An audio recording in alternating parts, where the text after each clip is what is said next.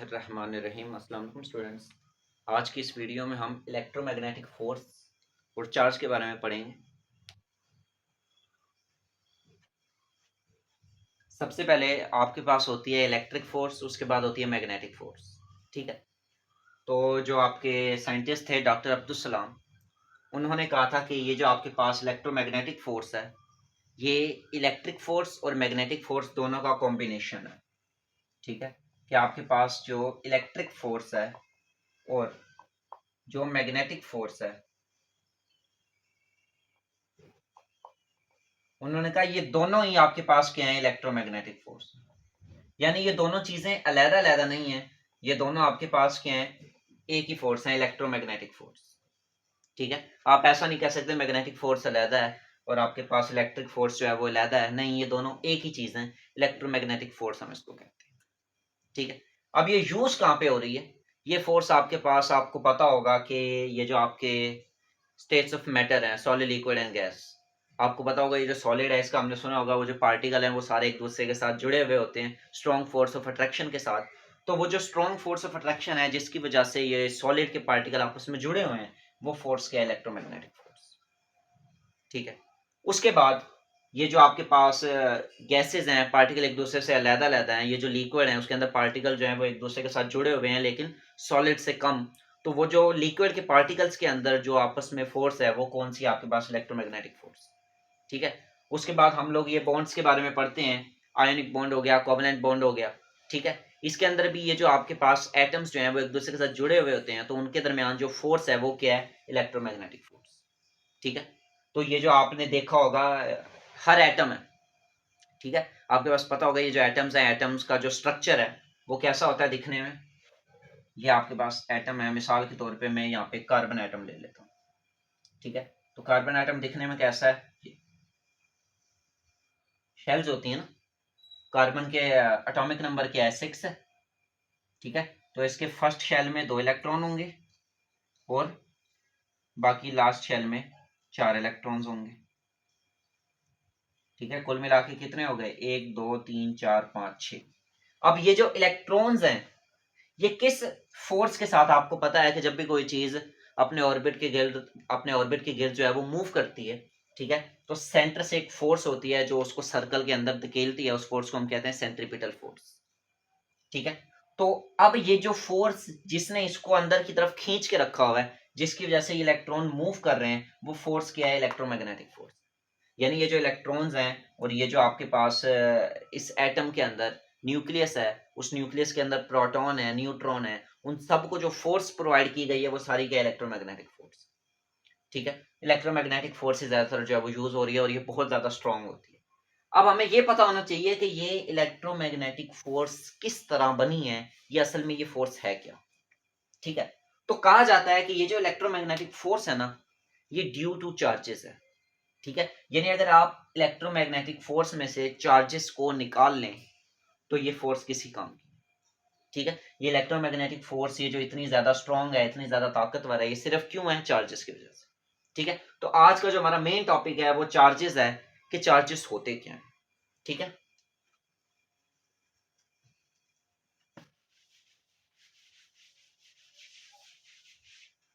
हम लोगों ने पढ़ा हुआ है कि चार्जेस आपके पास क्या है, वो एक इंट्रिंसिक प्रॉपर्टी है, यानी किसी भी बॉडी के अंदरूनी एक ताकत होती है, एक प्रॉपर्टी है जो क्या करती है, जो अट्रैक्शन और रिपल्जन करती है। ठीक है, इससे हमें ये तो पता चलता है चार्ज एक प्रॉपर्टी है, लेकिन हमें ये नहीं पता चार्ज है क्या, चार्ज आता कैसे है। ठीक है, तो आज हम चार्ज के बारे में पढ़ेंगे कि चार्ज है क्या।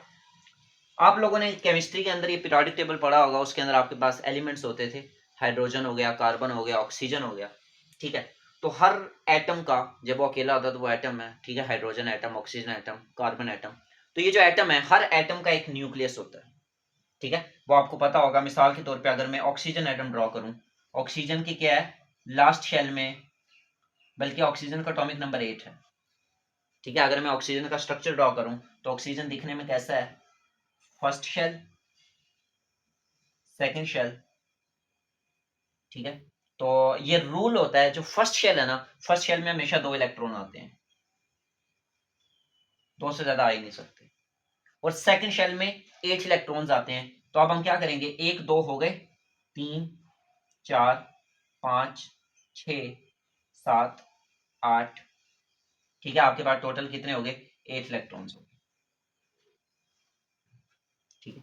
अब ये जो इलेक्ट्रॉन्स हैं ये किस फोर्स के साथ जुड़े हुए हैं? वो फोर्स आपके पास क्या है? इलेक्ट्रोमैग्नेटिक फोर्स, ठीक है। वो जो न्यूक्लियस है और सेंटर में क्या आपके पास? न्यूक्लियस, और वो न्यूक्लियस किसका है? ऑक्सीजन का, ठीक है। और ये साइडों पे क्या आपके पास? 8 इलेक्ट्रॉन्स हैं, ठीक है। इलेक्ट्रॉन जो होता है वो नेगेटिव चार्ज होता है, प्रोटॉन पॉजिटिव चार्ज होता है, और उसके बाद जो न्यूट्रॉन है वो आपके पास नेगेटिव चार्ज होता है। न्यूक्लियस के अंदर आपके पास प्रोटॉन और न्यूट्रॉन पाए जाते हैं, ठीक है। और बाहर आपके पास इलेक्ट्रॉन पाए जाते हैं। इलेक्ट्रॉन जो है वो नेगेटिव चार्ज है। यानी आपको जो शेल्स के अंदर जो इलेक्ट्रॉन्स के बारे में आप पढ़ते हो वो इलेक्ट्रॉन कहाँ पाए जाते हैं? आउटर शेल में पाए जाते हैं। और जो प्रोटॉन और न्यूट्रॉन है वो न्यूक्लियस के अंदर पाए जाते हैं। न्यूक्लियस उन्हें एक स्ट्रॉन्ग फोर्स ऑफ अट्रैक्शन के साथ खींच के रखता है, और वो फोर्स कौन सी है? इलेक्ट्रोमैग्नेटिक फोर्स, ठीक है। अब हमने पढ़ना है ये चार्ज क्या है, ये चार्जेस कैसे आते हैं। असल में ये बात आपने जहन में रखनी है, एटम शुरू में न्यूट्रल होता है। एटम शुरू में न्यूट्रल होता है। एटम के अंदर ऐसी कोई पावर नहीं है, वो शुरू में एक न्यूट्रल चीज है, उसके पास कुछ नहीं है, कोई चार्ज नहीं है, ठीक है। लेकिन अब आप देखें इसके पास कितने इलेक्ट्रॉन्स हैं? 8 हैं। तो और मैंने आपको बताया फर्स्ट शेल में हमेशा 2 आते हैं, सेकंड शेल में 8 आते हैं, ठीक है। फर्स्ट शेल में हमेशा 2 इलेक्ट्रॉन आते हैं, सेकंड के अंदर 8 आते हैं। लेकिन इसकी सेकंड में कितने हैं? 1 2 3 4 5 6। इसके लास्ट में कितने हैं? 6 इलेक्ट्रॉन्स हैं। लेकिन इसको चाहिए कितने? 8। अपनी शेल को कंप्लीट करने के लिए इसको क्या चाहिए? इसको 8 इलेक्ट्रॉन चाहिए। अब ये क्या करेगा? ऑक्सीजन किसी और एटम से ये 2 इलेक्ट्रॉन ले लेगा, ठीक है। ऑक्सीजन क्या करेगा? किसी और एटम से ये 2 इलेक्ट्रॉन जो है वो लेगा, ठीक है। जो लेता है तो अब जाहिर है अगर इसने किसी से मांगा है तो इसका मतलब है इस पर उधार चढ़ गया, ये नेगेटिविटी में चला गया, ठीक है। तो अब इसको कितने चाहिए? 2 चाहिए। तो ऑक्सीजन शुरू में न्यूट्रल था, लेकिन जब इसने अपने 2 इलेक्ट्रॉन किसी से लिए, ठीक है, किसी से उधार मांगे, कितने इलेक्ट्रॉन लिए हैं? 2। तो इसके ऊपर -2 आ गया। ये जो -2 है ना, ये चार्ज है। ये -2 क्या है? चार्ज है। यानी ऑक्सीजन के ऊपर नेगेटिव चार्ज आ गया है। और हमेशा ये बात ध्यान में रखनी है, नेगेटिव चार्ज हमेशा क्या करता है? आपको अट्रैक्ट करता है, बल्कि नेगेटिव चार्ज हमेशा अट्रैक्ट करता है, ठीक है। और पॉजिटिव चार्ज हमेशा रिपेल करता है, दूर की तरफ भेजता है, ठीक है। तो अब ये ऑक्सीजन क्या करेगा? ये ऑक्सीजन नेगेटिव चार्ज है, यानी ये हमेशा किसी से उधार लेगा, ये सबको अपनी तरफ खींचेगा, ठीक है। और जब भी आपके पास 2 सेम चार्जेस होते हैं, पॉजिटिव पॉजिटिव, तो ये दोनों एक दूसरे से रिपेल होते हैं, ठीक है। यानी दोनों एक दूसरे से दूर जाते हैं। और जब एक पॉजिटिव होता है एक नेगेटिव होता है तो ये दोनों एक दूसरे के अट्रैक्ट हो जाते हैं। और अगर सिर्फ एक चार्ज हो, अगर सिर्फ नेगेटिव है तो नेगेटिव अपनी तरफ खींचता है, और अगर पॉजिटिव है तो पॉजिटिव जो है वो हर एक चीज को अपनी तरफ अपने से दूर भेजेगा, ठीक हो गया। तो आपके पास जो चार्जेस हैं, असल में वो चार्जेस क्या हैं कि जब आप इलेक्ट्रॉन्स शेयर करते हो, ठीक है, तो फिर आपके ऊपर जितने आपने इलेक्ट्रॉन लिए या जितने आपने इलेक्ट्रॉन दिए उन्हें ही हम चार्ज कहते हैं। तो आपके पास चार्ज की क्या डेफिनेशन आएगी कि transformation of electron from one atom to another is called charges, ठीक है। तो असल में चार्जेस क्या है? वो आपके पास शेयरिंग ऑफ इलेक्ट्रॉन्स हैं। इसी तरह अगर हम सोडियम की बात करें, सोडियम आपके पास क्या होता है? Na, सोडियम एक एटम है, शुरू में न्यूट्रल है, ठीक है। शुरू में ये क्या है? न्यूट्रल है। तो इसका आपके पास एटॉमिक नंबर क्या होता है? 11। तो फर्स्ट शेल में कितने आएंगे? 2 इलेक्ट्रॉन आएंगे। सेकंड शेल में कितने आएंगे? 1 2 3 4 5 6 7 8। 8 9 10, लास्ट शेल एक और इसकी बनेगी, इसके अंदर कितने आएंगे? 1। ये कुल मिला के कितने हो गए? 11। 1 2 3 4 5 6 7 8 9 10 11। फर्स्ट शेल में 2 होते हैं, दूसरी में 8 होते हैं, और तीसरी में भी 8 होते हैं, ठीक है। चौथी में 18 होते हैं।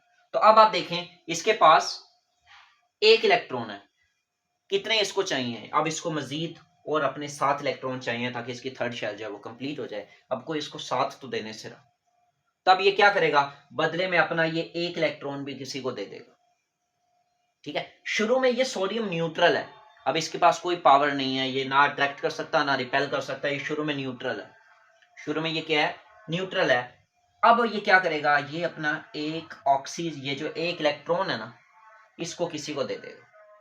ठीक है, अब ये देगा तो इसने उधार दिया है, यानी कल को इसको फायदा होगा, इसको वो रकम वापस आएगी, तो इसलिए इसके ऊपर पॉजिटिव आ जाएगा। कितना दिया है, एक इलेक्ट्रॉन दिया है, तो अब इसके ऊपर क्या आ जाएगा, Na+1।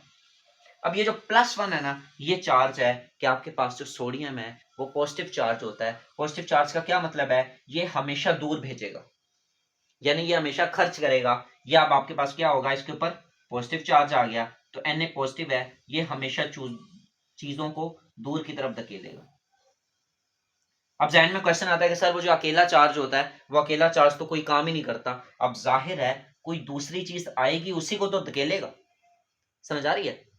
अब जाहिर है अगर ये अकेला है, फिर कोई दूसरी चीज की फील्ड के अंदर आएगी उसी को तो इसने बाहर भेजना है। अगर दूसरी चीज एग्जिस्ट ही नहीं करती, फिर तो ये एक जगह पे रखा रहेगा। इसके पास कोई दूसरा एटम, कोई दूसरा चार्ज, कोई दूसरा पार्टिकल आएगा, उसको ही तो ये दूर की तरफ भेजेगा। तो यानी फिर से आपके पास दो पार्टिकल हो गए। अब अगर वो जो दूसरा पार्टिकल आ रहा है, अगर वो पॉजिटिव है, ये भी पॉजिटिव वो भी पॉजिटिव, ठीक है, ये आपके पास सोडियम भी पॉजिटिव आ गया, और वो जो दूसरा एटम आ रहा है अगर वो भी पॉजिटिव है, तो फिर ये दोनों एक दूसरे को रिपेल करेंगे। और अगर ऑक्सीजन जिस तरह नेगेटिव था, और इसी तरह वो जो दूसरा आ रहा है वो भी नेगेटिव है, तो फिर भी ये दोनों एक दूसरे को रिपेल करेंगे। सेम चार्ज हमेशा रिपेल करता है। और अगर एक पॉजिटिव है और एक नेगेटिव है, यानी एक जो है वो आपको मतलब उधार जो है वो देना चाह रहा है, वो दूसरा उधार लेना चाह रहा है, फिर इन दोनों का आपस में क्या हो जाएगा, कंपैरिजन हो जाएगा।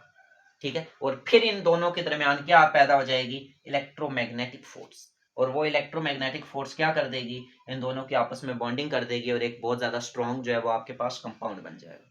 ठीक हो गया। तो ये जो कंपाउंड्स होते हैं, आयोनिक बॉन्ड हो गए, कोवलेंट बॉन्ड हो गए, इन सब में जो फोर्स पाई जाती है वो क्या है, इलेक्ट्रोमैग्नेटिक फोर्स।